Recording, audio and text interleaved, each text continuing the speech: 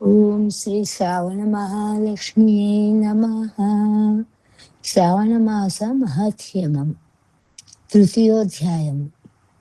శ్రీమద్ అష్టాదశ మహాపురాణాలలో ఒకటైన శ్రీ స్కాంద పురాణాంతర్గతం. నారాయణం నమస్కృత్యం నరం చైవ నరోత్తమం దేవీం సరస్వతీం వ్యాసం తతో జయముదీరయేత్. సనత్ కుమారు ఉవాచ. ఓ భగవంతుడా, వ్రతములను గురించి సామాన్యముగా చెప్పితిరి, అందువల్ల నాకు తృప్తి కాలేదు. ఓ దేవోత్తమ, దేనివల్ల నేను తరించునో దానిని విస్తరించి చెప్పవలేనని సనత్ కుమారుడు అడిగాను. ఈశ్వరు ఉవాచ.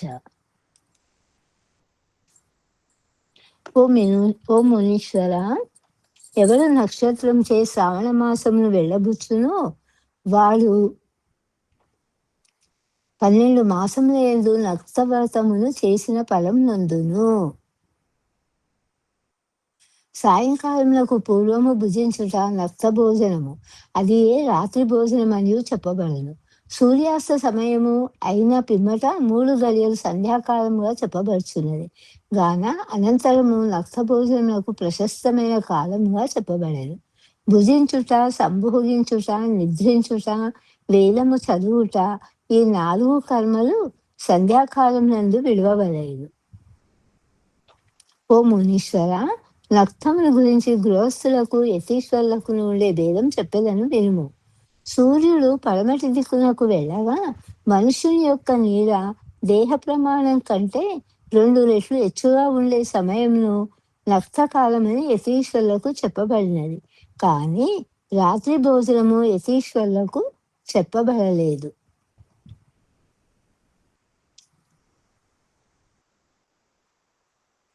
గృహస్థులకు నక్షత్రములు ఉదయించిన పిమ్మట శ్రేష్టముగా చెప్పబడేను. పగటి ప్రమాణము 8 భాగములు చేయగా చివరిదైన 8వ భాగ కాలము యతీశ్వరులకు చెప్పబడినది. కానీ రాత్రి భోజనము నిషేధింపబడినది. గృహస్థుడు రాత్రి అందే యథావిధిగా నక్తవ్రతములు చేయవలేను. యతీశ్వరుడును విధవయు భార్య వియోగమైన వాడును సాయంకాలమున సూర్యాస్తమయం కాకపూర్వమే భుజింపవలేను. భార్య వియోగమైన వాడైనను పుత్రులు కలవాడైనను రాత్రి యందు భుజింపవచ్చును. పుత్రులు కలవాడైన ఎడల భార్య వియోగమైన వాడును గృహస్థుడనియే చెప్పవచ్చును. కాబట్టి వారికి చెప్పబడిన విధి చొప్పున నక్తవ్రతమును ఆచరింపవలేను.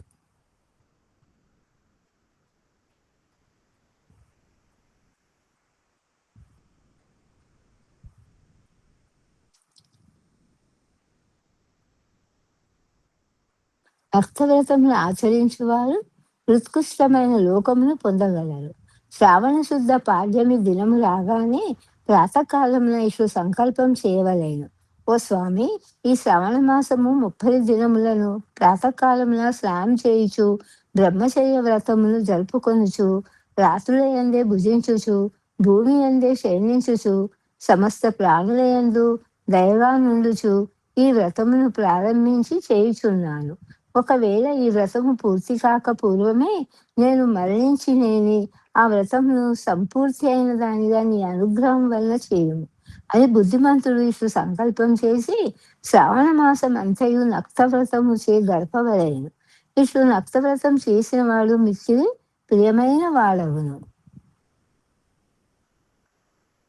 నా శిరస్సున ఎప్పుడు జలధారలు పడుచుండుట నాకు ప్రియము కాబట్టి శ్రావణ మాసము ప్రతిదినములను తాను కాని ఒక బ్రాహ్మణుని ద్వారా గాని రుద్రము, అతిరుద్రము, మహారుద్రము మొదలగు వానిలో తన యొక్క శక్తిని అనుసరించి రుద్రాభిషేకమును జరిపించవలేను.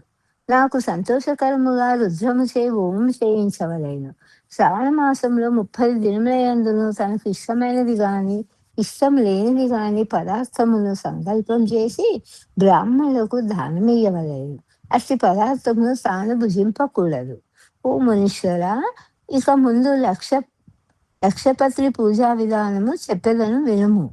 సంపత్తును కోరువాడు మారేడు దళములతోనూ, శాంతిని కోరువాడు గరికతోనూ, ఆయుష్ను కోరువాడు చంపకి పుష్పములతోనూ భగవంతుని పూజింపవలెను.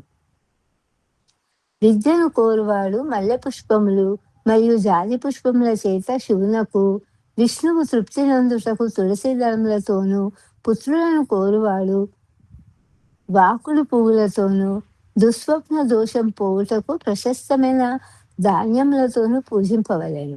భగవంతుని సన్నిధానమందు పద్మము, స్వస్తికము, చక్రము, శంఖము మొదలగు ఆకారములుగా ముగ్గులతో అలంకరించి భగవంతుని పూజింపవలెను. ఈ ప్రకారము తాను కోరిన కోరికలన్నీ పొందుటకు సమస్త పుష్పముల చేతను లక్షపత్రి పూజన చేసిన ఎడల సాంబమూర్తి అనుగ్రహించి కోరికలు నొసంగును. అటు పిమ్మట ఉద్యాపనం చేయవలెను. అందు నిమిత్తమై మండపం ఏర్పరచవలెను.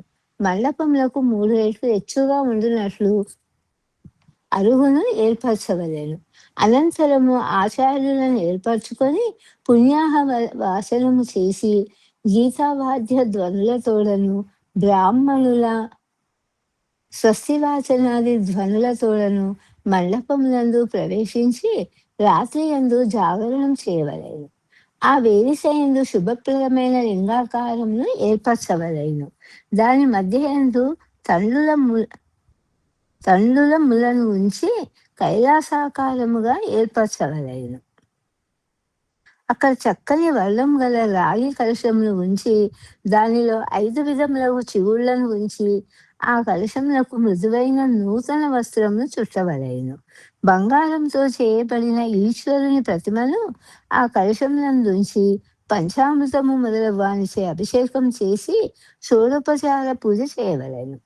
ధూపము, దీపము, నైవేద్యము మొదలగునవి ఆచరించి పిమ్మట నృత్యము, గీతము, వాద్యము, వేదశాస్త్ర పురాణముల యొక్క పఠనము మొదలగు వానిచే రాత్రి జాగరణం చేయవలెను. తెల్లవారిన పిమ్మట ప్రాతకాలమున స్నానము చేసి పరిశుద్ధుడై ఆ వేదిక యందు సంలీలమును ఏర్పరిచిన పిమ్మట తన శాఖకు సంబంధించిన మంత్రముల చేతను, గాయత్రి మూల మంత్రం చేతను, శివ సహస్ర నామముల చేతను, నేతితో కలిపిన నువ్వులు, పాయసము మొదలగు వానితో హోమం చేయవలెను. ఏ మంత్రములచే పూజ చేయబడినదో ఆ మంత్రములనే ఉచ్చరించుచు నేతితో కలిపిన పంచదారతోనూ అన్నముతోనూ హోమం చేయవలెను. అనంతరము స్విష్టికృత హోమము చేసి పిమ్మట ఆ పూర్ణాహుతిని చేయవలెను. అనంతరము వస్త్రములు, ఆభరణములు మొదలగు వానిచే ఆచార్యుని బాగుగా పూజింపవలెను. అనంతరము బ్రాహ్మణులకు దక్షిణ తాంబూలములనిచ్చి పూజింపవలెను.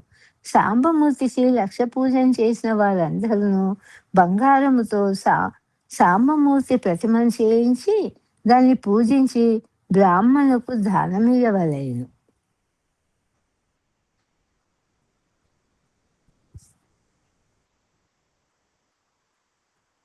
దీపమాలను కూడా వెలిగించి ఎడల దీపదానము దీపమాలను కూడా వెలిగించిన ఎడల దీపదానము చేయవలెను. అది ఎట్లనగా వెండితో దీపపాత్రయును, బంగారముతో వర్షియును చేయించి ఆవు నెతితో కూడా దానమిచ్చిన ఎడల సమస్త కోరికలు సిద్ధించును.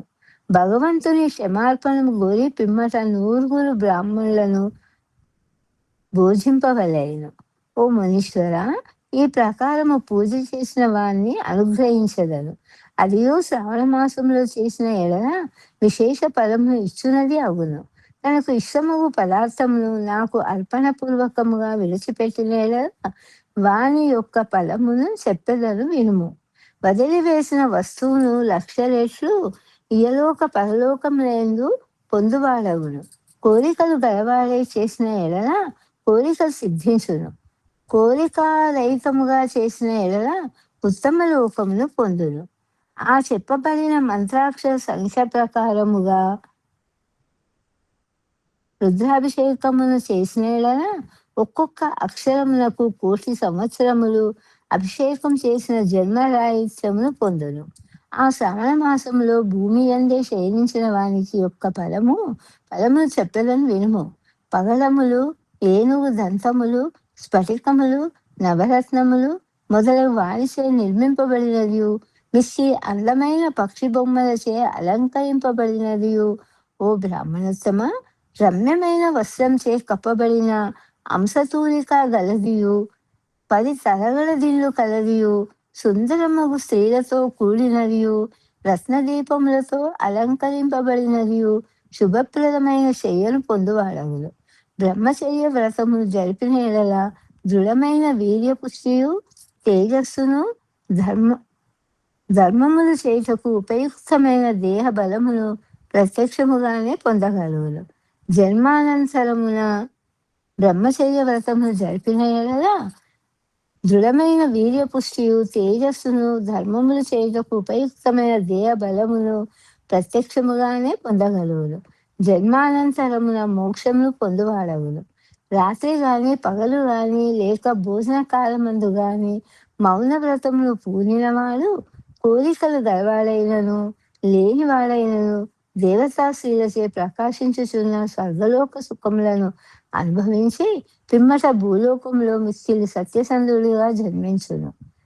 వ్రతమును పూర్తి చేసిన పిమ్మట గంటను కాని, పుస్తకమును కాని దానమిచ్చిన యెడల మౌన వ్రత మహిమచే వేదములను, వేదాంగములను చదివి సమస్త శాస్త్రముల యందు నేర్పు గలవాడై బృహస్పతి వంటి బుద్ధి గలవాడై ఉండును. మౌనంగా నుండిన కలహము కలగనేరదని చెప్పబడి ఉన్నది. కనుకనే మౌన వ్రతమును ముఖ్యంగా ఆచరింపదగినది. ఇది శ్రీ స్కాందపురాణే శ్రావణ మాస మహత్యమే ఈశ్వర సనత్కుమార సంవాదే నక్తవత లక్ష పూజ భూమి శయన మౌనాది వ్రత కథనం నామ తృతీయోధ్యాయ సమాప్త. శ్రీ శ్రావణ మాస మహాలక్ష్మి